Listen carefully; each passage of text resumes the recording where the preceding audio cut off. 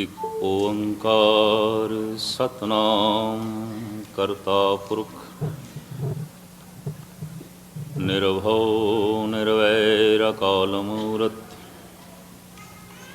ਅਜੂਨੀ ਸੈਭੰ ਗੁਰ ਪ੍ਰਸਾਦ ਬੇਸੁਮਾਰ ਅਥਾ ਅਗੰਤ ਅਤੋਲੈ ਜਿਉ ਬੁਲਾਓ ਤਿਉ ਨਾਨਕ ਦਾਸ ਬੋਲੇ।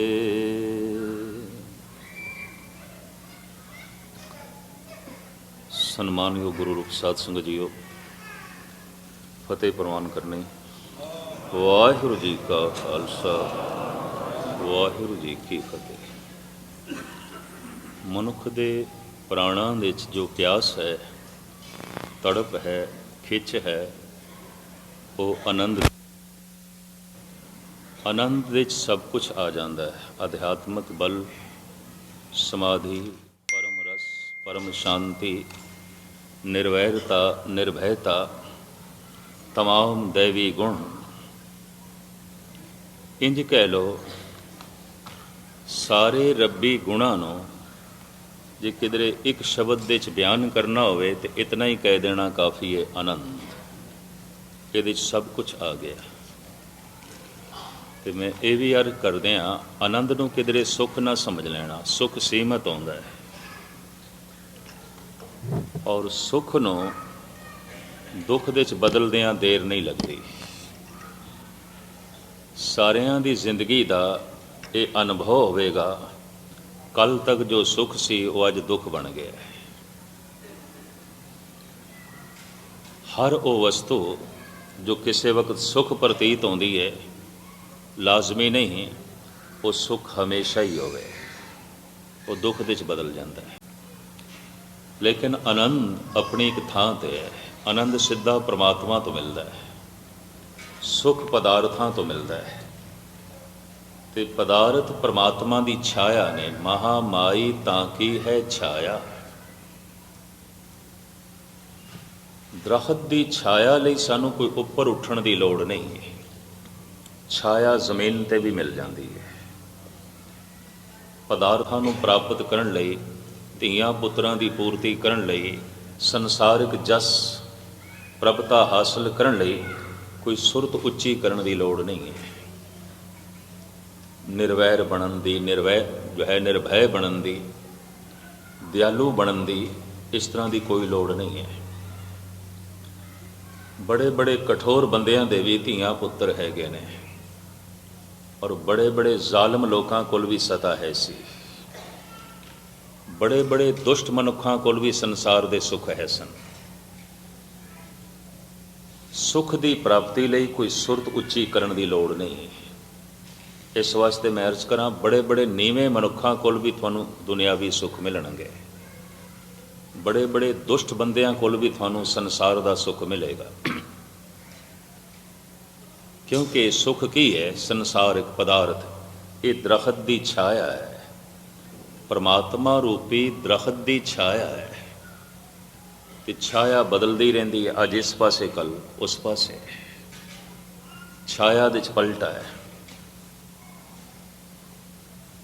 ਛਾਇਆ ਜ਼ਮੀਨ 'ਤੇ ਮਿਲ ਜਾਂਦੀ ਹੈ, ਜ਼ਮੀਨ ਤੋਂ ਉੱਪਰ ਉੱਠਣ ਦੀ ਲੋੜ ਨਹੀਂ ਹੈ। ਪਰ ਫਲ ਚਾਹੀਦਾ ਹੈ। ਹੋ ਸਕਦਾ ਦਰਖਤਾਂ ਦੇ ਫਲ ਜ਼ਮੀਨ ਦੇ ਉੱਤੇ ਗਿਰੇ ਵੀ ਮਿਲ ਜਾਣ, ਮਿਲਦੇ ਨੇ। ਨਾਮ ਦਾ ਫਲ, ਆਨੰਦ ਦਾ ਫਲ ਜ਼ਮੀਨ 'ਤੇ ਗਿਰਿਆ ਹੋਇਆ ਨਹੀਂ ਮਿਲੇਗਾ। ਸੁਰਤ ਉੱਚੀ ਕਰਨੀ ਪਏਗੀ, ਬਹੁਤ ਉੱਚੀ ਕਰਨੀ ਪਏਗੀ। ਉਹ ਚੜਾਈਆਂ ਦਾ ਮਾਰਗ ਹੈ, ਜਿਸ ਨੂੰ ਭਗਤ ਕਬੀਰ ਨੇ ਕਿਹਾ ਹੈ ਕਿ ਜਹ ਮਾਰਗ ਪੰਡਤ ਗਏ, ਪਾਛੇ ਪਰੀ ਬਹੀਰ, ਇੱਕ ਔਘਟ ਘਾਟੀ ਰਾਮ ਕੀ, ਤੇ ਚੜ ਰਿਓ ਕਬੀਰ। ਜਿਸ ਰਸਤੇ 'ਤੇ ਚਤਰ ਚਲਾਕ ਤੇ ਕਰਮ ਕਾਂਡੀ ਮਨੁੱਖ ਚੱਲ ਪਏ ਨੇ, ਦੁਨੀਆ ਬਹੁਤ ਉਹਨਾਂ ਦੇ ਪਿੱਛੇ ਹੈ। ਬਹੁਤ, ਜੋ ਕਹਿ ਦੇਣ 10 ਮਿੰਟ ਦੇ ਸਮਾਧੀ ਲੱਗ ਜਾਏਗੀ, ਅਸੀਂ ਤੁਹਾਡੀ ਮਨੋਕਾਮਨਾ ਦੀ ਪੂਰਤੀ ਕਰ ਦਿਆਂਗੇ। ਇਹ ਤਵੀਜ਼ ਲੈ ਜਾਓ, ਫਲਾਣਾ ਕੰਮ ਤੁਹਾਡਾ ਹੋ ਜਾਏਗਾ। इस तरह के लोगों के पिछे बड़ी भीड़ है, क्योंकि इस तरह के लोगों के पिछे चलण लई कोई उच्चा नहीं उठना पैंदा। ये भी मैं अर्ज करते हैं, कतई उच्चा नहीं उठना पैंदा। पर जे कबीर के पिछे चलना होवे, कबीर ते घाटी का मार्ग है, पहाड़ी रस्ता है। कबीर का ज्ञान किसी महान अवतारी पुरुष कोल घट नहीं है, पर कबीर के पिछे कोई भीड़ नहीं है। कबीर निवाण का रस्ता नहीं चुनते, कि चढ़ाइया का मार्ग है। एक औगट घाटी राम की तें चढ़ रहे हो कबीर, एक बिखड़ी घाटी ते मैं चढ़ लेना। कबीर कहते मेरे अगे कोई नहीं कि मेरी ढारस बजे कि मैथों अगे भी कोई जा रहा है, पर मेरे पिछे भी कोई नहीं। पता है उस रस्ते नूं उजड़िया होया रस्ता कहते ने जिसते कोई चले ना। कहते रस्ता उजड़ गया, क्यों? कोई चलता ही नहीं। पता नहीं दो शब्द बर्दाश्त करोगे कि नहीं। सारे रस्तियां दे उत्ते वसेबे बड़े ने, बड़ियां रौनकां ने, एक धर्म का मार्ग ही मैनू उजड़िया होया दिखाई देंदा है। इस वास्ते बेशतर चर्च सुनने हो गए ने, उजड़ गए ने। बेशतर मस्जिदां बिल्कुल सुनिया हो गई, सन्नाटा छाया है। और बेशतर गुरुद्वारे खाली। कोई अमृत वेले उमंग ते तरंग लैके आए होवन, इस तरह दुनिया के सारे गुरुद्वारों इस तरीके दे नाल गल नहीं है। इसनों एक महान शायर इंज कहता है, काफिले या बढ़ गए या मिट गए, रास्ते सुनसान नज़र आते हैं। कहता है रब दे मार्ग ते जड़े चले सन, कुछ ते पहुँच गए, कुछ रस्ते च ही खप गए। एक कहता हुण ते रस्ता उजड़िया होया दिखाई देंदा, उजड़िया होया। चलिया सी किसी वक्त रविदास, जुतियां गंढण वाले ते जुतियां बनाण वाले मोची थानू सारी दुनिया च मिलणगे। मजाल इन्हां च कोई रविदास बैठा होवे नहीं है। कपड़े बुणन वाले ते कपड़ियां नू छिंबण वाले, कपड़ियां नू रंग देण वाले छींबे थानू सारी दुनिया च मिलणगे। पर इस तरह का नामदेव जो कपड़ियां नू रंग चाड़दियां चाड़दियां अपने मन नू भी रंग चाड़ देवे, ते जिहड़ा कपड़े रंगाण लई आवे उन्हों भी रंग देवे। रंगन रांगों सीवन सीवों, राम नाम बिन घरी न जीवों। श्री नामदेव कहते निरा कपड़े में नहीं रंगदा, मन भी रंगदा। और जिहड़े कपड़े रंगाण लई आंदे ने, निरे उन्हां दे कपड़े नहीं रंगदा, उन्हां दे मन भी रंग देंदा। रविदास निरियां जुतियां नहीं गंढदा, इधर जुत्ती गंढी जा रहा है, इतना मन अपना मन प्रभु नाल गंढी जा रहा है। तो जिहड़ा जुत्ती गंढाण लई आया है, कोशिश कर रहा है इहदा मन भी गंढा। ये दो तरह का मोची है। ऐसा चमार अगले की जुत्ती भी गंढ रहा है, अगले का मन भी गंढ रहा है। जुत्ती गंढदियां गंढदियां रब की गल सुनाई जाता है। जुतियां गंढदियां गंढदियां परमात्मा की लगन पैदा हो सके ऐसी गल करी जाता है। कपड़ियां नू रंगदियां रंगदियां दूजियां दे दिल दिमाग नू रंगण की कोशिश कर रहा है नामदेव। सिर्फ ताना पेटा एक करके कबीर कपड़े नहीं बुनदा, बल्कि सुरत ते शब्द नू भी एक करता है, जीव ते ब्रह्म नू भी एक करता है। वो ऐसा जुलाहा है। नमाजी ते बड़े ने, पर फरीद जैसा नमाजी लभना बहुत औखा है, बहुत कठिन है। काफले या बढ़ गए या मिट गए, रास्ते सुनसान नजर आते हैं। इकबाल कहता है चले सन खुदा दे रस्ते ते जो, कुछ ते पहुँच गए, कुछ रस्ते च ही दम तोड़ गए। ਰਸਤੇ ਸੁੰਨੇ ਪਏ ਨੇ, ਉਜੜੇ ਹੋਏ ਨੇ। ਇਸ ਸਦੀ ਦੇ ਵਿੱਚ ਅਗਰ ਕੋਈ ਮਾਰਗ ਉਜੜਿਆ ਹੈ ਤਾਂ ਸਿਰਫ ਧਰਮ ਦਾ। ਬੜੀ ਰੌਣਕ ਹੈ ਥੀਏਟਰਾਂ ਦੇ ਵਿੱਚ, ਕਲੱਬਾਂ ਦੇ ਵਿੱਚ, ਅਯਾਸ਼ੀ ਦੇ ਅੱਡਿਆਂ ਦੇ ਵਿੱਚ, ਜੂਏ ਖਾਨਿਆਂ ਦੇ ਵਿੱਚ, ਮੈਖਾਨਿਆਂ ਦੇ ਵਿੱਚ ਬੜੀ ਰੌਣਕ। ਰਾਸਤੇ ਸੁਨਸਾਨ ਨਜ਼ਰ ਆਤੇ हैं। ਕਾਰਨ ਇਹ ਰਸਤਾ ਪਹਾੜੀ ਰਸਤਾ ਹੈ, ਚੜਾਈ ਦਾ ਰਸਤਾ ਹੈ, ਤੇ ਹਰ ਬੰਦਾ ਚੜਾਈਆਂ ਤੇ ਨਹੀਂ ਚੜ ਸਕਦਾ।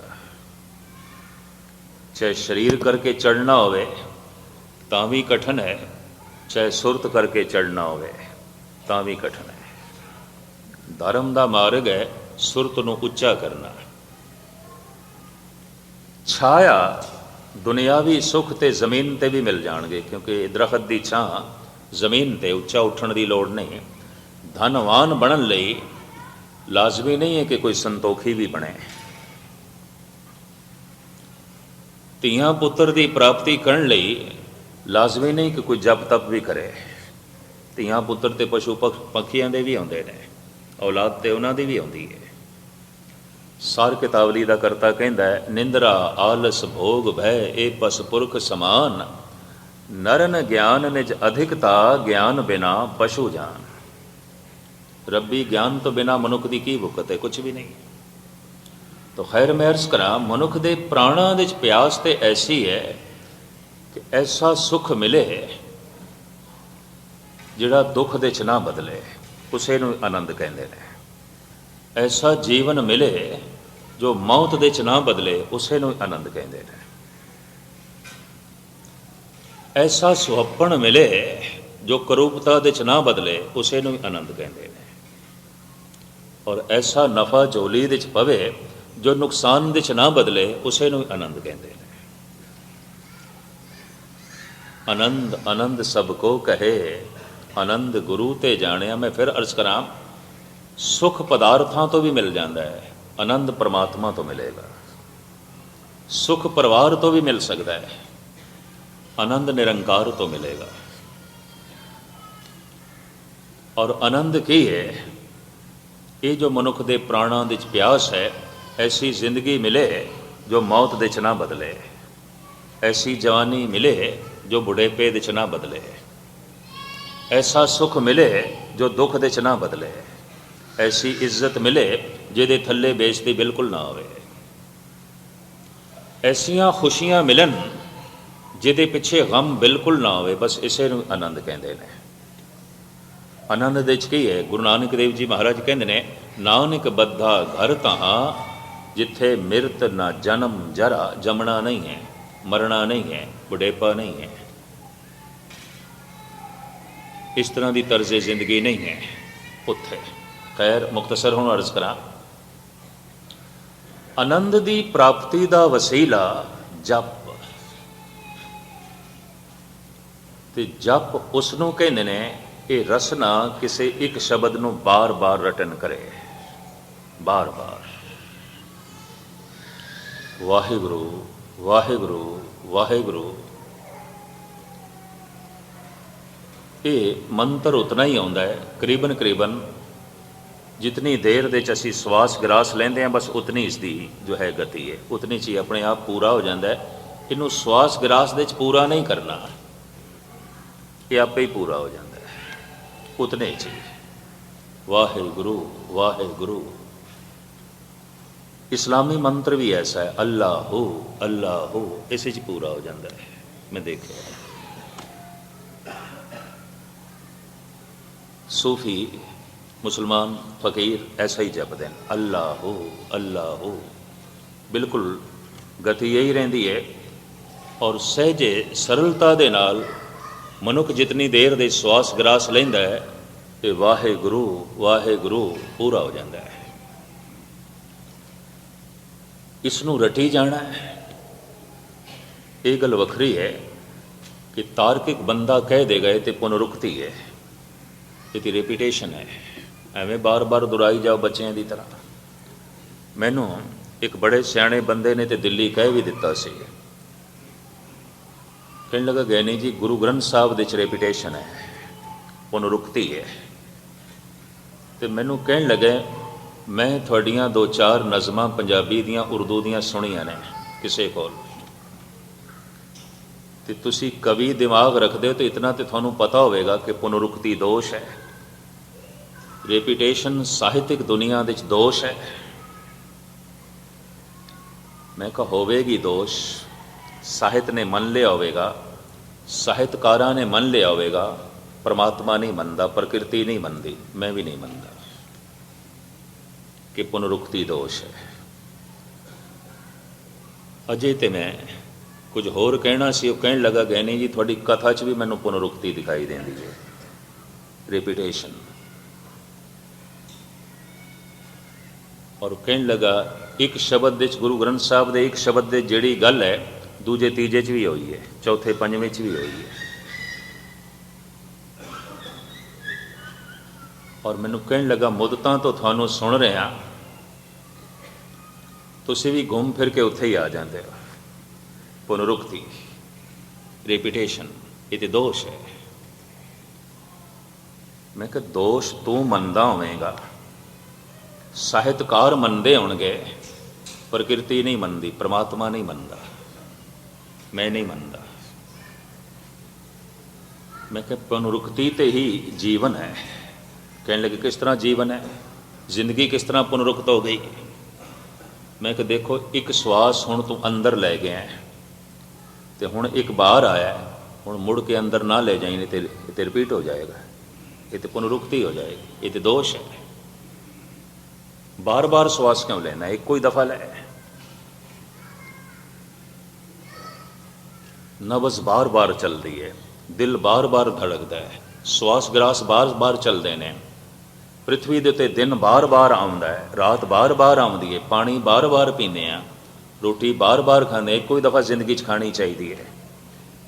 बार बार क्यों खाना है, सवेरे खा ली, दोपहरे खा ली, शामी फिर खा रहे हैं, क्यों पुनरुक्त क्यों कर रहे हैं, ये रिपीट क्यों कर रहे हैं। बार बार पानी पी रहे हैं, बार बार भोजन छक रहे हैं, बार बार श्वास ले रहे हैं, बार बार दिल धड़क रहे हैं, बार बार नब्ज़ चल रही है, पृथ्वी ते बार बार दिन आ रहे हैं, बार बार रात आ रही है।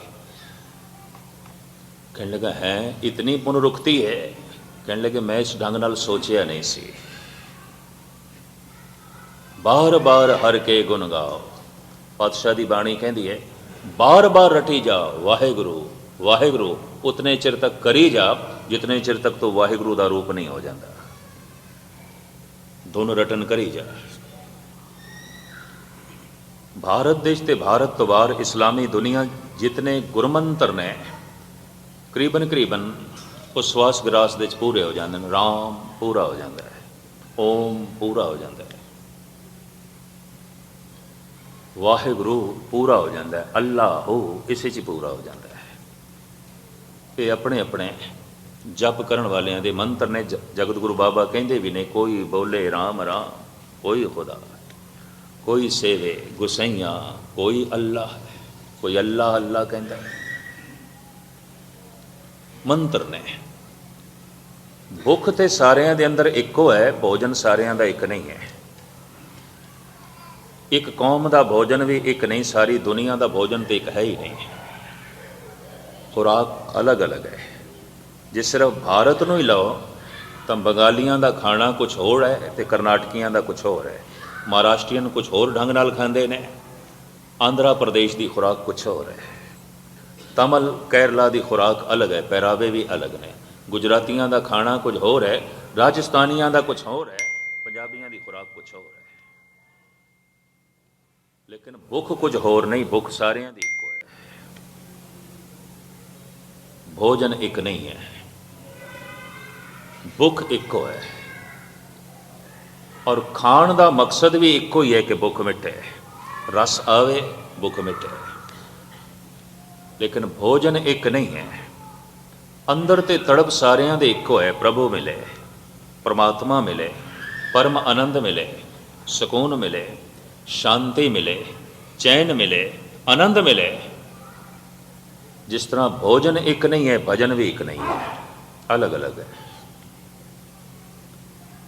भोजन कोई वख वख खाए असी नहीं लड़ते। कि तू साडे ढंग नाल क्यों नहीं खा रहा, अपने ढंग नाल क्यों खांदा पिया। झगड़ा नहीं है भोजन की दुनिया दे, आपस दे झगड़ा नहीं है। भजन की दुनिया झगड़ा है।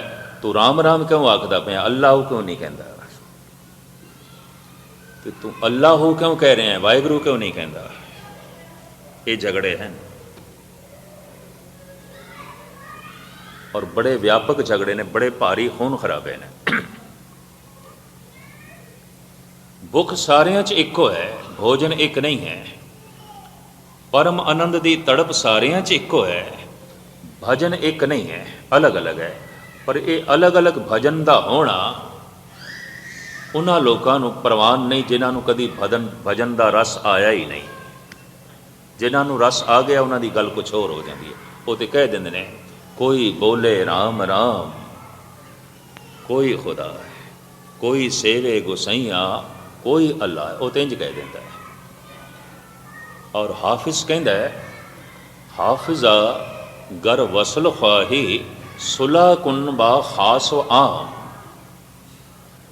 कहता रब का विसाल चाहना है, रब का मिलाप चाहना है, हर एक नाल सुलह कर ले, हर एक नाल। और हाफिज तो कहते सन वही रब दे नेड़े है जो संसार दे नेड़े है, वही खुदा दे नेड़े है जो मखलूक दे नेड़े है। जो मखलूक तो दूर है खुदा तो भी दूर है, जो बंदियां तो दूर है हो नहीं सकता वो रब दे नेड़े होवे। ਜਿਹੜੇ विचार बंदे नूं बंदे नाल ना मिलन देण, यकीन जानना वो विचार बंदे नूं रब नाल भी नहीं जुड़न देणगे, पक्की गल।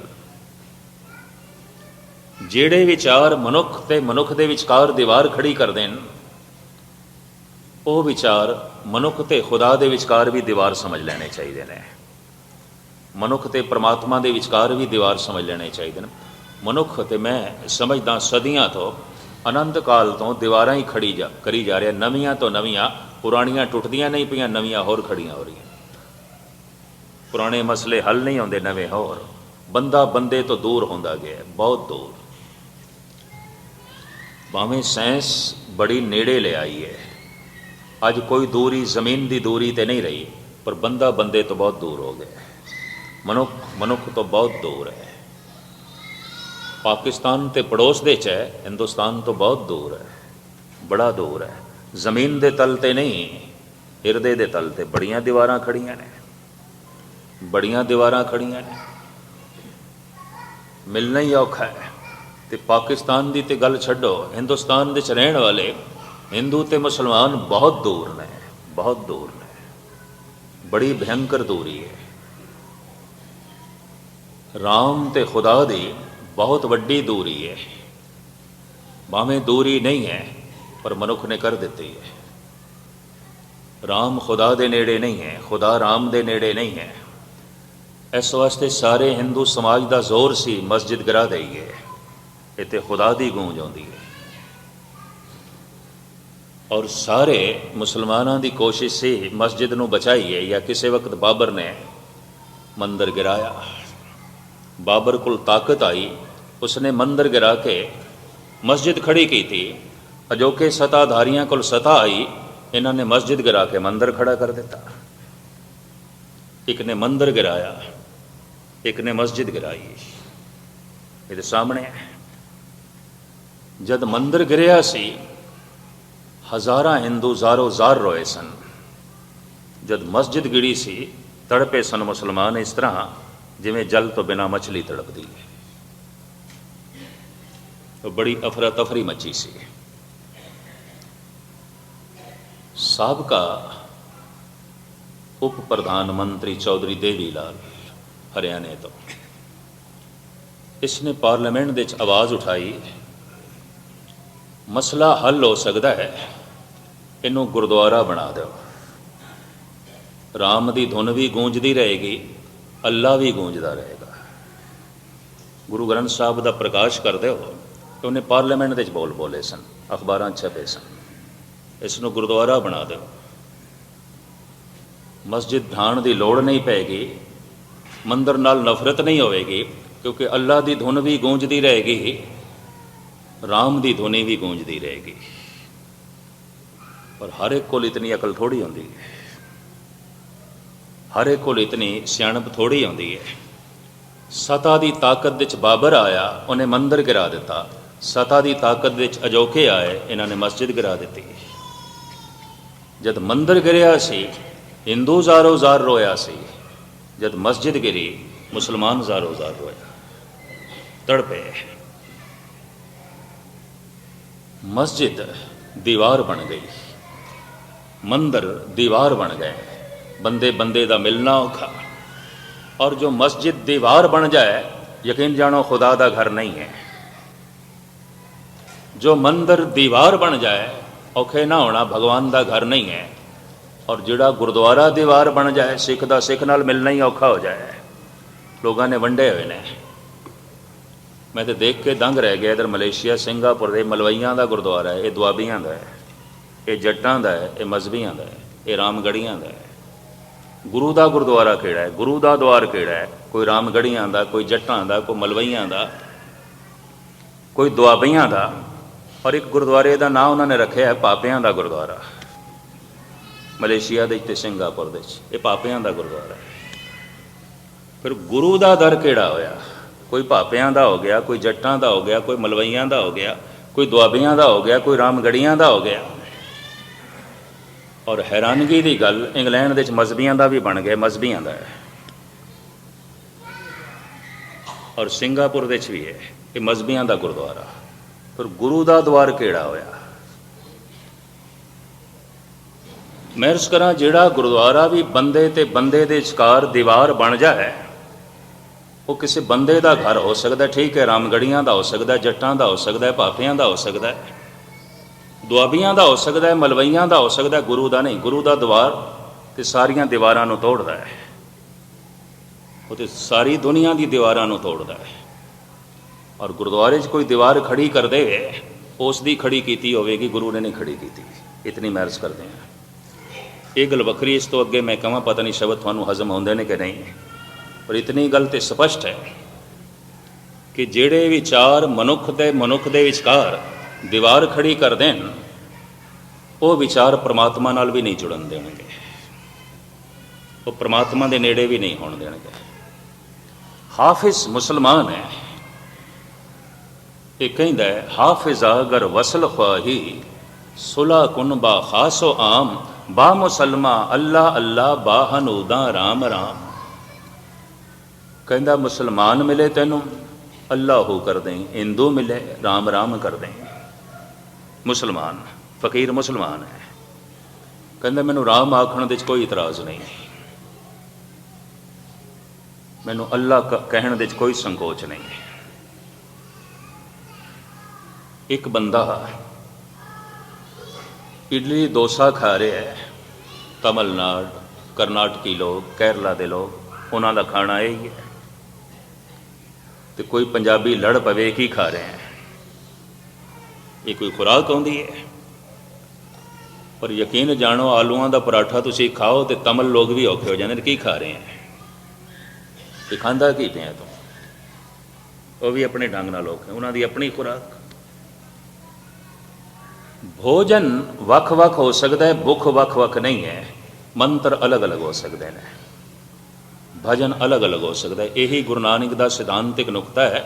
जब भरतरी ने कहा कि मैं आई पंथ का जोगी हाँ और मैं जोगियां दे 12 पंथ मनदा, गुरु नानक कहने लगे मैं भी आई पंथ का जोगी हाँ, मैं दुनिया के सारे पंथ मनदा। तू सिर्फ 12 मनदा, आप सारे ही मनते हैं। आई पंथी सगल जमाती मन जीते जग जीत। सगल जमाती जितनियां दुनिया के जमातां ने परमात्मा के मार्ग ते चलन वालियां, आपां सारियां दे नाल हां, सारे साडे नाल ने। गुरु नानक सगली जोत हमारी समया नाना वरन अनेकं, कह नानक सुन भरतर जोगी पार ब्रह्म लिव एकं। ये जितने वरन ने, जितने भेख ने, जितने मजहब ने, जितनियां जमातां ने, गुरु नानक देव जी महाराज कहते हैं मेरा अपना ही रूप ने, वो मेरा रूप ने, मैं इन्हां दा रूप हाँ, कोई फर्क नहीं। गुरु नानक हर दीवार नूं तोड़ देने।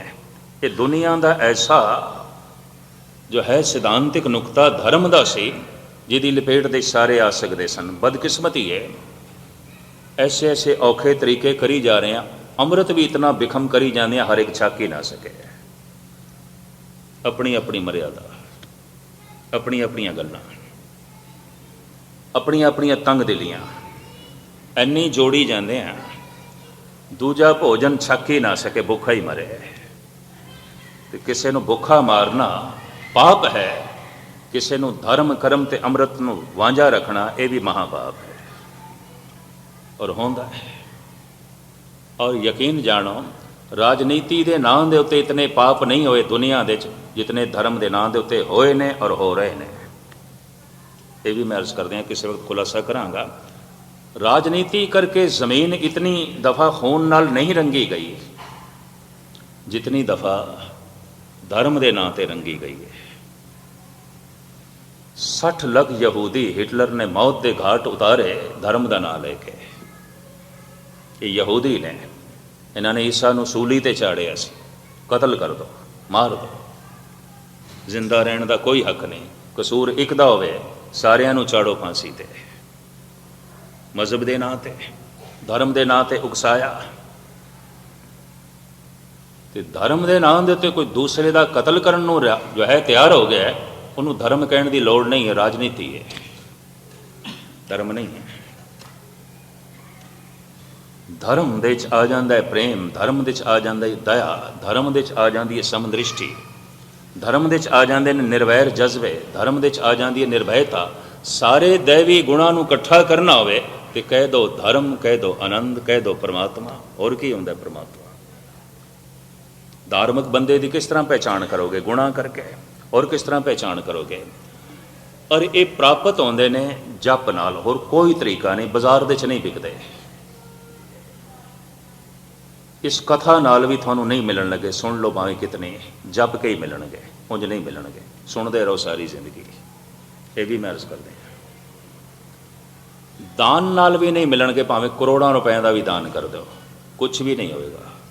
ਬਿਰਲੇ ਨੇ ਜਿਤਨੇ ਮੰਦਰ ਖੜੇ ਕੀਤੇ ਨੇ ਹਿੰਦੁਸਤਾਨ ਦੇ 'ਚ, ਕਬੀਰ ਉਤਨਾ ਨਹੀਂ ਖੜਾ ਕਰ ਸਕਿਆ।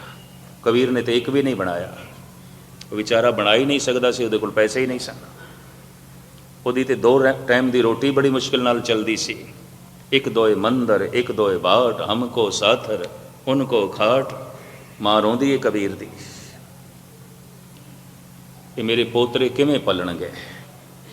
ਕਬੀਰ ਕੰਮ ਬਹੁਤ ਥੋੜਾ ਕਰਦਾ ਹੈ ਕਿ ਘਰ ਦੀ ਉਪਜੀਵਕਾ ਨਹੀਂ ਚੱਲਦੀ ਪਈ, ਮੰਦਰ ਉਸ ਵਿਚਾਰੇ ਨੇ ਕਿੱਥੋਂ ਬਣਾਉਣਾ ਹੈ? ਬਿਰਲੇ ਨੇ ਹਰ ਵੱਡੇ ਸ਼ਹਿਰ ਦੇ ਵਿੱਚ ਮੰਦਰ ਬਣਾਇਆ ਹੈ ਹਿੰਦੁਸਤਾਨ ਦੇ ਵਿੱਚ, ਪਰ ਸਾਰੇ ਮੰਦਰਾਂ ਨੂੰ ਕਹਿੰਦੇ ਨੇ ਬਿਰਲੇ ਦਾ ਮੰਦਰ, ਭਗਵਾਨ ਦਾ ਮੰਦਰ ਨਹੀਂ, ਸਭ ਬਿਰਲੇ ਦੇ ਹੀ ਮੰਦਰ ਨੇ। ਇਹ ਵੀ ਮੈਂ ਅਰਜ਼ ਕਰਦੇ ਹਾਂ।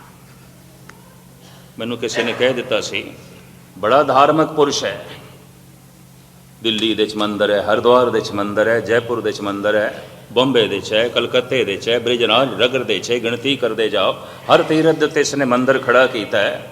ਬਿਰਲੇ ਮੰਦਰ। ਮੈਂ ਕਿਹਾ ਬਿਰਲੇ ਦੇ ਮੰਦਰ ਨੇ, ਰੱਬ ਦੇ ਮੰਦਰ ਥੋੜ੍ਹੀ ਨੇ, ਪੈਸੇ ਦੇ ਮੰਦਰ ਨੇ, ਧਨ ਦੇ ਮੰਦਰ ਨੇ। ਉਹਨੇ ਆਪਣਾ ਨਾਂ ਹੀ ਠੋਕਿਆ ਹੋਇਆ ਹੈ, ਪਰਮਾਤਮਾ ਦੇ ਮੰਦਰ ਨਹੀਂ ਨੇ, ਬਿਰਲਾ ਮੰਦਰ।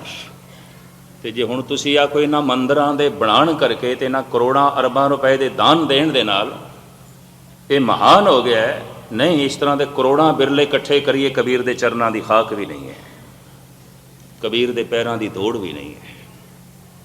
ਕਬੀਰ ਦੇ ਕੋਲ ਜੀਵਦਾ ਜਾਗਦਾ ਧਰਮ ਹੈ,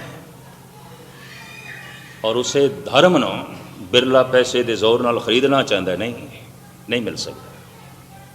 ਸੰਮਨ ਜੋ ਇਸ ਪ੍ਰੇਮ ਕੀ ਦਮ ਕੇ ਹੋਤੀ ਸਾਠ, ਰਾਵਣ ਹੋਤੇ ਸੋ ਰੰਕ ਨੇ ਜਿਨ ਸਿਰ ਦੀਨੇ ਕਾਟ।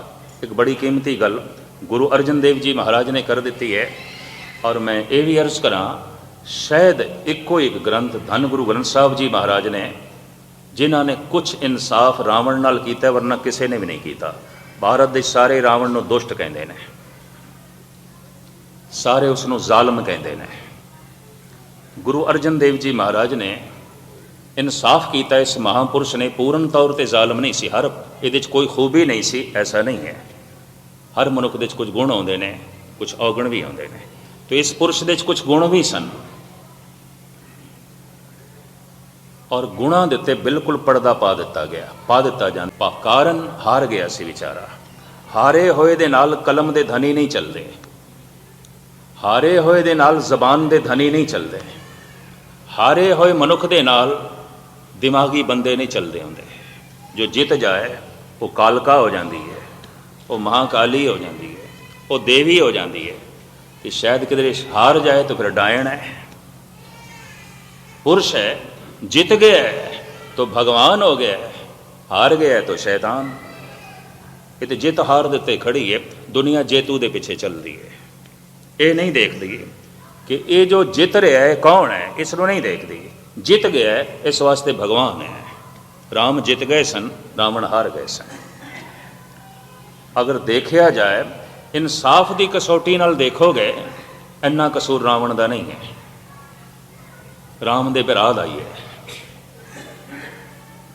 उस जमाने च स्वयंवर की प्रथा आम सी, वर चुनना, स्वयंवर। कोई लड़की लड़के दे गल दे माला पा देंदी सी, इनू कहंदे ने सन स्वयंवर, खुद वर चुन लिया। ये समाज ने खुल दी हुई जिस प्रतिष्ठित जिहड़ियां इस्त्रियां इतिहास दे बणियां होईयां स्वयंवर होया, वैसे सारियां दा सी। एक प्रथा सी जो बाद दे खत्म की गई। इस वास्ते खत्म की गई कि अक्सर लड़की जज्बे के तहत, भावनावां के तहत चोण कर लेंदी सी, रिश्ता निभदा नहीं सी। अगे नौबत तलाक तक पहुँचती सी, बच्चे रुलते सन। समाज अगे आ गया, स्वयंवर की प्रथा खत्म करनी पई। धार्मिक मुखी अगे आ गए, उन्होंने स्वयंवर की प्रथा को खत्म किया। तो ये स्वरूप नखा वरमाला लक्ष्मण के गल दे पाण लगी है। लक्ष्मण कहता नहीं, मैं ता जिंदगी कुआरा रहन का प्रण किया है और मैं अपने भरा दे नाल रहना है। तू मेरे भरा नाल गल कर ले। दा मतलब है दूजी तीजी शादी की प्रथा सी उस जमाने च, क्योंकि राम दे नाल ते सीता सी, फिर भी लक्ष्मण कहता है मेरे भरा नाल गल कर ले। ये इतिहासक पहलू ने, ये इतिहास है। राम दे पिता दी 4 पत्नियां सन, दशरथ दी। ये प्रथा सी, तो मेरे भरा नाल गल करता है। दोवें सुनखे सन, दोवां दा रंग रूप महान सी, दोवां दा तन प्रभावित करता सी। दोवें सुशील सन, दोवें गुणवान सन, और दोवें ऋषि विशिष्ट तो धर्म की शिक्षा पढ़े हुए सन। राम कोल चली गई। राम ने भेजा नहीं, मेरे नाल मेरी पत्नी है तो मेरे भरा नाल गल कर ले। गुस्से च आके लक्ष्मण ने नक कट दी। हुण किसी इस्त्री की नक कट देनी, ये तो सारी जिंदगी लिए उसनों मुथाज कर देना है, करूप कर देना है। ये पहल लक्ष्मण तो हुई है, रावण तो नहीं हुई। किसी आम साधारण मनुख के भैन दे नाल इस तरह का व्यवहार होवे, शायद वह भी बदले की भावना च आ जाएगा, पर वो तो राजे की भैन सी, रावण की, लंकेश की। बड़ा शक्तिशाली, बड़ा ताकतवर। महाराज की बाणी कहती है, चंद सूरज जाके तपत रसोई। अज सूरज दियां किरणां नाल चुल्हे जलन लगे ने, पर रावण के जमाने च उदों इस तरह सी। चंद सूरज जाके तपत रसोई, रसोई के चुल्हे जलते सन सूरज दियां किरणां नाल, लकड़ां नहीं बलदियां सन। पता नहीं किस ढंग नाल उसने चुल्हे बनाए। उस जमाने सौर ऊर्जा, सूरज की रोशनी, सूरज की अग्नि तो कम लिया इस रावण ने। इसका मतलब है लंका इतनी उन्नत सी, रावण इतना अगे वध गया सी, और उसने महल के उत्ते सोना चाड़िया होया सी, कहंदे सोने की लंका। शिव जी का उपासक सी पक्का। चारे वेद उसनों जबानी कंठ सन, और बिना मन की इकाग्रता तो कंठ नहीं हो सकते। कई लोग मेरे को पूछते हैं, ज्ञानी जी कोई खुराक ऐसी हो जिहदे नाल बाणी कंठ हो? मैं कोई खुराक नहीं है, मन की इकाग्रता नाल कंठ होंदी है, किसी खुराक नाल नहीं होंदी। हो सकता है कोई डॉक्टर मेरे नाल सहमत होवे, भावें ना होवे, वो गल वखरी। यादाश्त शक्ति का ताल्लुक मन की इकाग्रता नाल है, किसी भी खुराक नाल नहीं है। ये भी मैं अर्ज कर, मन की इकाग्रता नाल है। सारी जिंदगी जाप साहब पे पढ़ते हैं, बुढ़े हो गए, जबानी कंठ कोई नहीं है। उन्होंने चारे वेद जबानी कंठ सन, जबानी पाठ करता सी रावण। इसका मतलब है बिना मन की इकाग्रता तो यह नहीं हो सकता, उसका मन एकाग्र सी। शिव जी का उपासक से, और मामूली उपासक नहीं सी। एक दिन उसने कह दिता, ऐ भगवन, इस सिर दे ते आशीर्वाद दा हथ रखो, नहीं तो इस शीश की मैनू लोड़ नहीं है। शीश कट के अगों रख दिता है। गुरु गोबिंद सिंह जी महाराज ने 5 सिरां की मंग की है, और जैसे मंग की अद्धे तो उंज भज गए सन भी ये गुरु नूं की हो गया। अद्धियां दे अद्धे माता जी कोल चले गए भी लाल जी नूं की हो गया, सिर मंगण लग पैन बंदियां दे। और जेड़े उत्थे बैठे हुए सन, सहमे हुए सन, ये तो खुशकिस्मती 5 तैयार हो गए वारी वारी। पर सतगुरु ने मंग की है, तां शिव जी ने मंग नहीं की थी। राम शीस भेट जो है, रावण शीस भेट करता है। हद हो गई, इन्ना प्यार शिव जी नाल, इतना कुर्बान जा रहा है वो शिव जी तो, इतना सदके जा रहा है और इतनी उसकी भक्ति। शीस कट के अगों रखता है। धन गुरु अर्जन देव जी महाराज उसके इस त्याग नूं, इस बलिदान नूं अपनियां 2 पंक्तियां दे बयान करते हैं। चौबोले महला 5वां। सम्मन जो इस प्रेम की, दम के होती साठ, रावण होते सो रंक ने, जिन सिर दीने काट। ऐ धन संपदा दे मालिक, जे प्रेम दा सौदा, आशीर्वाद दा सौदा माया दी दमड़ियां नाल आउंदा, तो रावण कोई भिखारी नहीं सी, राजा सी। अथाह सोना रख के आशीर्वाद ले सकता सी, पर उसने शीस भेंट किया है। सम्मन जो इस प्रेम की, चौबोले महला 5वां। ये बाणी है, उस बाणी का नाम है चौबोले। सम्मन जो इस प्रेम की, दम के होती साठ, रावण होते सो रंक ने, जिन सिर दीने काट।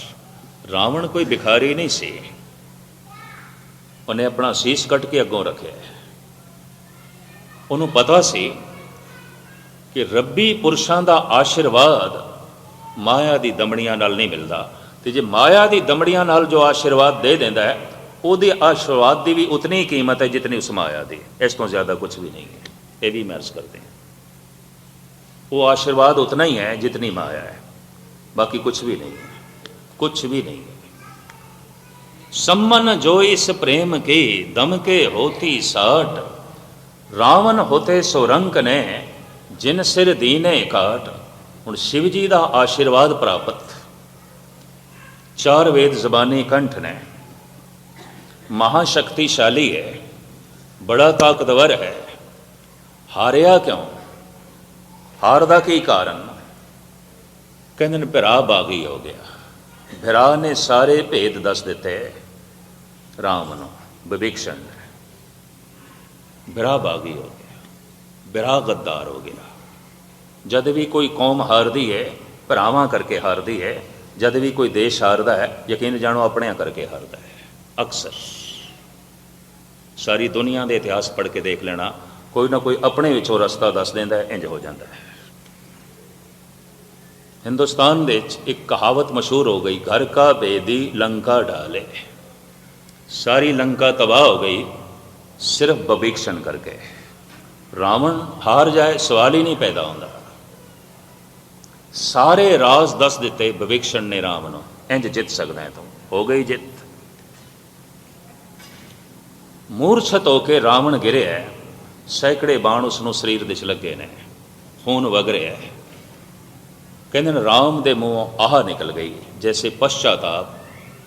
और पता उसने लक्ष्मण नूं की आख्या, लक्ष्मण एक बहुत कीमती मनुख उसनूं असीं जमीन ते गिरा दिता है। मैं थोड़े सामने इतिहास के पन्ने पे रखदा, ऐ लक्ष्मण एक बहुत कीमती मनुख असीं जमीन ते गिरा दिता है, और इस दे आखिरी प्राण निकलन, ऐ लक्ष्मण तू जा इस दे कोल कोई कीमती ज्ञान की गल सिख लै। मैं ना 10-15 साल देखे ने, सिखा ने पता नहीं कितने गिरा दिते मनुख, जिन्हां कोल दिल दिमाग सी, जिन्हां कोल सोच शक्ति सी, किसी ते इल्ज़ाम ला के गिरा दो, किसी नूं गिरा दो। गिराना तो आसान है। एक दरख्त नूं पैदा करने दे फुल फल तक अपनाने दे 35-40 साल लग जाते हैं, उन्होंने कटद्या कितनी देर लगती है। गंढेंदियां 6 माह, तुणेंदियां 1 खिना। राम कहते हैं लक्ष्मण एक बहुत कीमती मनुख जमीन ते गिर गया है, और ये वाकई खाक दे खाक हो जाए, इस तो पहले इहदे तन दे जो चानना है, जो प्रकाश है, जो नूर है, जा तू भज के जा इहदे कोल लै। हुण जिस नाल इतना वड्डा युद्ध होया होवे और रावण की पवित्रता दे उत्ते एक भी धब्बा नहीं है, सीता नूं उसने सिर्फ कैद रखे है, अपने महलों दे कैद नहीं रखिया। अशोक वाटिका दे अपने महलों तो बहुत दूर बाहर, ये उसके उच्चे इखलाक की निशानी है, इसके ब्राह्मण होने की निशानी। चुक के क्यों ले आया? उन्हें ऐलानिया कहा सी, ये मेरी भैन की नक नहीं कट्टी, मेरी नक कट्टी गई है, तो मैं हुण राम की नक कटांगा। किसी की पत्नी चुक के लिया अगले की नक कटनी, और की इस तरह की गल। और लाला दौलत राय कहता है इस बहुत वड्डी जंग भयंकर युद्ध का कारण 2 इस्त्रियां ने, एक स्वरूप नखा एक सीता, इन्हों दोवां एक पासे करते युद्ध नहीं होना सी, ये जंग नहीं होना सी। राम नूं कोई लोड़ नहीं सी रावण नाल लड़न की, ते रावण कोई दुष्ट नहीं सी, इस वास्ते दुष्ट हो गया, वो सीता नूं चुक ले गया। कोई ये नहीं कहता लक्ष्मण ने की किया, एक इस्त्री की नक कट्टी, क्या वो इस इल्ज़ाम दे नहीं आउंदा जिहड़ा इल्ज़ाम रावण ते लाया जा रहा है? पर वो तो जित गया, जितया भगवान हो जाता, हारिया शैतान हो जाता है, और की ये तो साफ है। जितया भगवान हो जाता है, हारिया शैतान हो जाता है। और जिते होए दे नाल कलम दे धनी तुलसी जैसे, कलम दे धनी, दिमाग दे धनी, जबान दे धनी चल पैंदे ने, हारे होए दे नाल कोई नहीं चलता। हारे को हरि नाम। यकीन जानो जब जिंदगी के हर पहलू च हार जाओगे ना तुसी, कोई भी व्यक्ति, चिराग लैके भी दोस्त लभोगे नहीं मिलणगे, और जे जित रहे हो तो दोस्तों की लोड़ भी नहीं होगी, तो भीड़ होगी। ये भी मैं अर्ज कर दें। बहुत सुंदर वाक ने गुरु तेग बहादुर साहब जी ने, भी तू कहना फलाना मेरा साथी, फलाना मेरा साथी गलत कह रहे हैं। सुख में बहुत संगी भय, दुख में संग ना कोई, सब सुख दे साथी। जिस दिन तेरे को दुख होवेगा, तू चिराग लैके भी साथी लभेगा, तेनों नहीं लभने, नहीं मिलणगे। दरबारे अकबरी दे 9 रत्नां दे चुक रतन जनाब कवि रहीम कहंदा, रहमन विपता हूँ भली, कहंदा विपता चंगी है, दुख चंगा है। रहमन विपता हूँ भली, जो थोड़े दिन होए। विपता भी चंगी है, 2-4 दिनों लई आनी चाहिए, महीने 2 महीने लई आनी चाहिए। ये मामूली पद्धर का मनुख नहीं है रहीम। आम कवियां दे तुकबंदी कवि नहीं है, 2 तुक्कां मिला दित्तियां ते कवि बन गए, इस तरह का कवि नहीं है। उसकी जिंदगी का अनुभव है, उसकी जिंदगी की साधना है, उसकी गहरी तपस्या है। सियाणा ते सी, भजनीक सी, और बहुत वड्डा दानी है। कहते ने जद अकबर नूं ये अवतार मनण तो इनकारी होया, ते अकबर ते चलाना कर गया। जहांगीर का जमाना आया, जहांगीर ने रहीम नूं जेल दे च पा दिता, इसका घर घाट तबाह कर दिता, इसकी सारी जायदाद खो ली, जो कुछ भी इसके कोल सी खो लिया। एक तो यह ख्याल सी कि इसने मेरे पिता की तोहीन की है, अकबर दी। उसने जो दीन इलाही चलाया इसने नहीं मनिया, ये इनकारी हो गया। ये कहता सी नहीं, तुसी पैगंबर नहीं हो, राजे हो, बादशाह हो, बादशाह करके मैं सलाम कर सकता, पैगंबर करके नहीं। इसने मेरे प्यो की तोहीन की थी। दूसरा ये सांझे ख्यालों का बंदा है, पठान होंदे होया शेरो शायरी करता संस्कृत दे ब्रिज भाषा दे, परशियन दे नहीं, अरबी दे नहीं, उर्दू दे नहीं। ये तो जो कुछ कहता है संस्कृत दे कहता है, ब्रिज दे कहता है। उन अफगानी पठान सी, काबल का सी। ਸਾਂਝੇ ਖਿਆਲਾਂ ਕਰਕੇ ਘਿਰਣਾ ਹੋ ਗਈ, ਸਭ ਕੁਝ ਤਬਾਹ ਹੋ ਗਿਆ। ਸੂਫੀ ਫਕੀਰਾਂ ਦੀ ਮਦਾਖਲਤ ਦੇ ਨਾਲ ਇਹਨੂੰ ਰਿਹਾਈ ਤੇ ਮਿਲੀ, ਪਰ 3 ਕੱਪੜਿਆਂ 'ਚ ਕੁਝ ਵੀ ਨਹੀਂ ਸੀ। ਔਰ ਜਦ ਬਾਹਰ ਨਿਕਲਿਆ, ਕੁਝ ਲੋੜਵੰਦਾਂ ਨੇ ਘੇਰ ਲਿਆ, ਦੋਸਤ ਸਨ ਪੁਰਾਣੇ।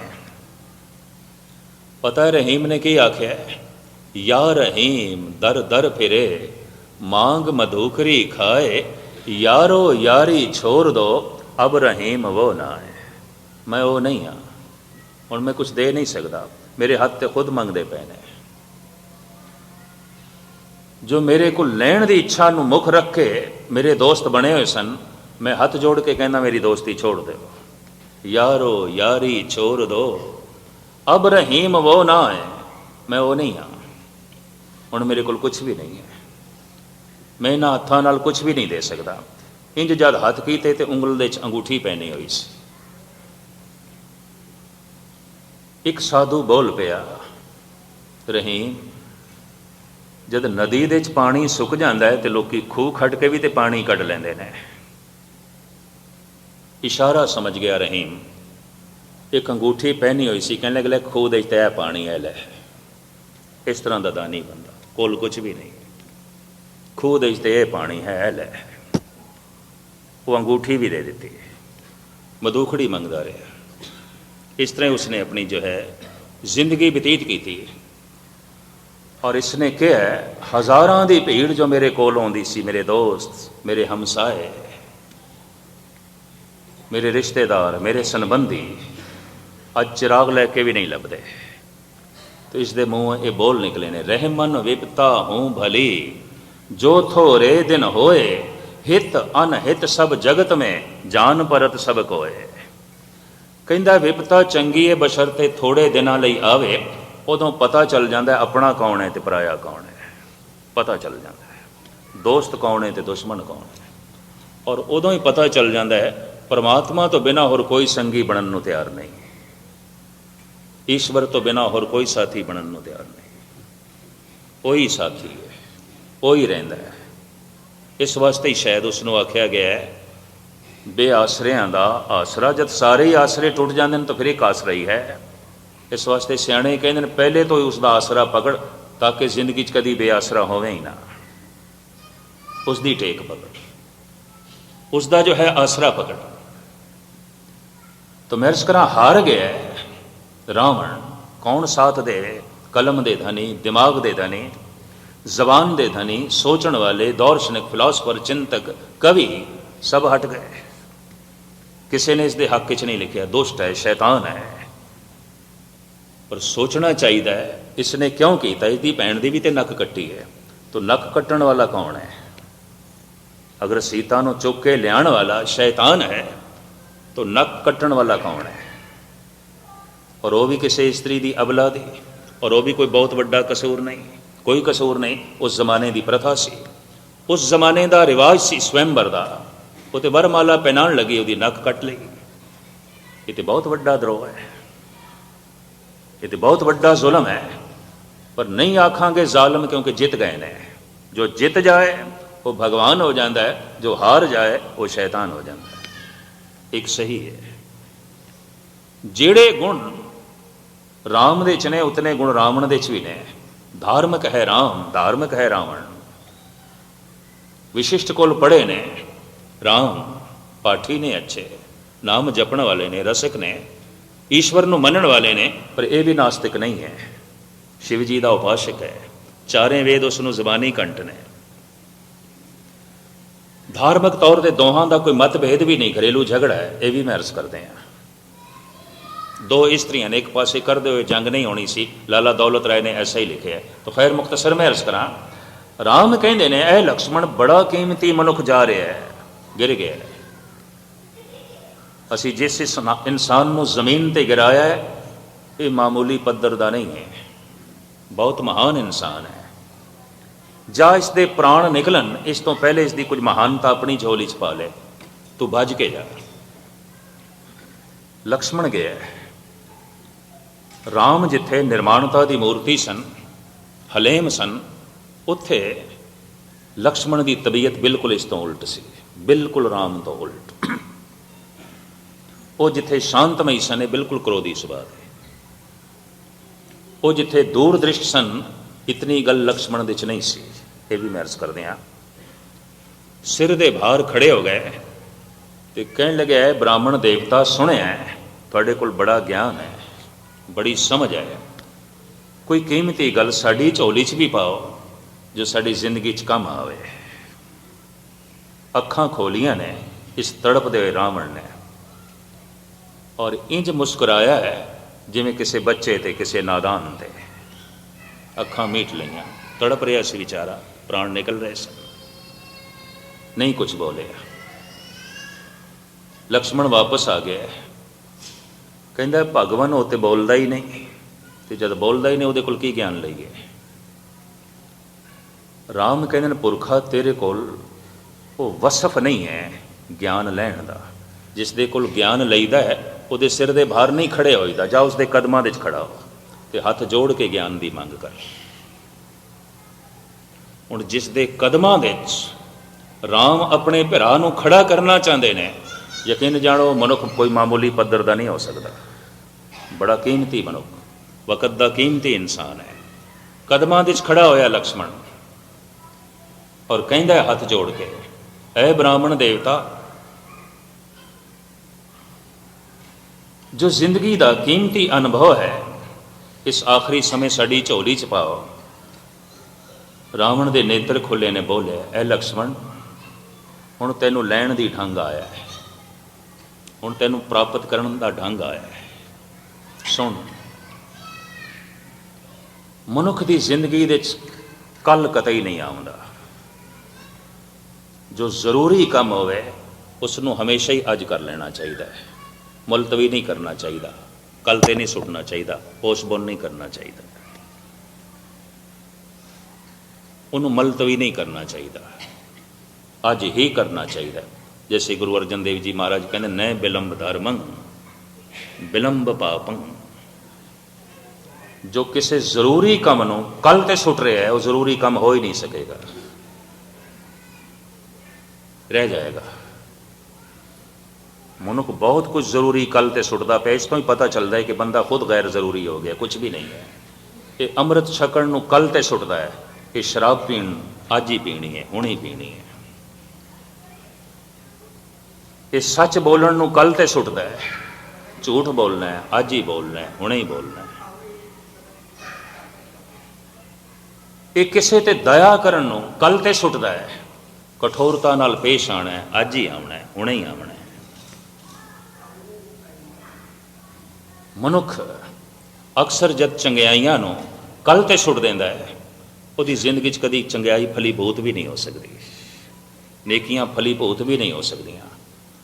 इतना कीमती ज्ञान है मरदे होया भी दे रहा है रावण। हिंदुस्तानियों के अचेतन मन दे एहसास है, जद भी साल दे साल रावण नूं जलांदे ने ना, उस तो पहले वो जिहड़ा स्वरूप बना के लियाते ना राम ते लक्ष्मण का, वो रावण की परिक्रमा करता है। शायद थोड़े च किसी ने देखा हो, पहले परिक्रमा करते हैं, सजदा करते हैं, और सारा दिन भी हिंदू लोग मत्था टेकते हैं। भाई हद हो गई, एक पासे तो इसका पुतला जलाना है, यदि बेइज्जती करनी है, फिर मत्था टेकने का की मतलब, क्यों मत्था टेकते हो? सारा दिन परिक्रमा पे करते हो, सारा दिन मत्था पे टेकते हो। अचेतन मन दे ये ख्याल है कि बंदा तो भगवान की तरह से, फिर इतनी बेइज्जती क्यों कर रहे हो? साल दे साल उसनूं जला क्यों रहे हो, फूक क्यों रहे हो, उसका पुतला क्यों जला रहे हो? हार गया। हारना ही शैतानियत है, जित जाना ही भगवान होना है,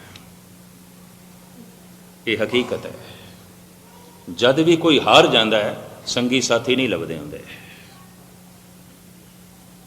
तमिलनाडु के लोग रावण की पूजा करते हैं, केरला के वासी तमिल लोग, पार्लीमेंट दे भी आवाज़ उठी सी तमिल लोगों की तरफों, तमिल MP जिन्ने भी सन, बई ये अन्याय असी नहीं बर्दाश्त कर सकते कि साल दे साल साडा एक बजुर्ग उहदा पुतला जलाया जाए, उहदी बेइज्जती की जाए, ये असी नहीं बर्दाश्त कर सकते। ये आवाज़ पार्लीमेंट दे उठी, हिंदुस्तान की पार्लीमेंट दे, और उन्होंने बड़ी पुरजोर मंग की थी कि उत्तरी भारत अगर साल दे साल रावण की बेपती करेगा तो इसका रिएक्शन भी हो सकता है तमिलनाडु दे केरला दे। ये उन्होंने धमकी भी दी सी, ये भी महर्ज करते हैं। हिंदुस्तान इस तरह की आवाज़ उठ पई है, भावें हज़ारां साल बाद उठी है, लेकिन उठी है कि बंदा तो नेक सी, उसका कोई कसूर भी नहीं, और उसके आचरण इखलाक के उत्ते भी कोई आँच नहीं। उसने सीतां ते कोई जुल्म भी नहीं किया, उसकी कोई असमत नहीं लुटी। और इस गल का सबूत है कि अग्न परीक्षा दे कहते ने सीता कामयाब निकली। इतिहास लंबा चौड़ा इतिहास है, मुख्तसर जो है मैं अर्ज करा। जो जित जाए भगवान बन जाता है, जो हार जाए शैतान बन जाता है। जेतू दे पिछे जगत चलता है, जो जित जाए। और ये हकीकत है, ऐसा भी समा गुरु गोबिंद सिंह जी महाराज नूं वेखना पिया, सिर्फ जिहड़े भी 25 सिंह सन उन्होंने भी बिदावा लिख दिता। इस दे कोल ते अन्न भी नहीं लभदा, भुख गरीबी, तन दे कपड़े भी पट गए, इस गुरु दे नाल चल के की करना है। ए लो बिदावा, तुसी साडे गुरु नहीं, असी थोड़े सिख नहीं। सुख में बहु संगी भय, दुख में संग ना कोय। जिस तो दुख मिलेगा मनुख उसका साथ छोड़ देगा, चाहे रब है तो चाहे गुरु ही क्यों नहीं। भरा दी तो गल छोड़ दो, प्यो दी तो गल छोड़ दो, पुत्र दी तो गल एक पासे, मित्र दी तो गल एक पासे, चाहे गुरु ते परमात्मा है वह भी साथ छोड़िया जा सकता है। इतिहास बिदावा लिख देता है। असी थोड़े सिख नहीं, तुसी साडे गुरु नहीं। सतगुरु ने भी कबूल कर लिया, ठीक है, मैं थोड़ा गुरु नहीं, तुसी मेरे सिख नहीं, ठीक है। दुख का साथ कौन दे? रहीम ने एवें नहीं कह देता। खैर ये तो एवें विचकार जो है एक गल आ गई, तो मैं इतना समा जो है थोड़ा लै बैठा, तो मेरे जज्बे कई दफ़ा विचे रह जाते, तो मैनू अफसोस भी आता, मैं जिहड़ा गल कहन लगा सी ऐन मैं थिड़क क्यों गया। फिर सोचना, अच्छा गुरु तू यही कहलाना चाहता सी, तेरी मर्जी, तेरी रहमत, तेरी बख्शिश। मैं थोड़े सामने मूल मुद्दा जो रख रहे हैं वो ये कि शरीर पंज तत्त दा पुतला है। शरीर पंज ने, कर्म इंद्रे पंज ने, ज्ञान इंद्रे पंज ने, मूल विकार पंज ने। और गुरु गोबिंद सिंह जी महाराज ने खालसे की झोली च पाइया ने पंज बाणियां, और पंजवीं है आनंद। मंजिल है आनंद, पहुंचना है आनंद तक।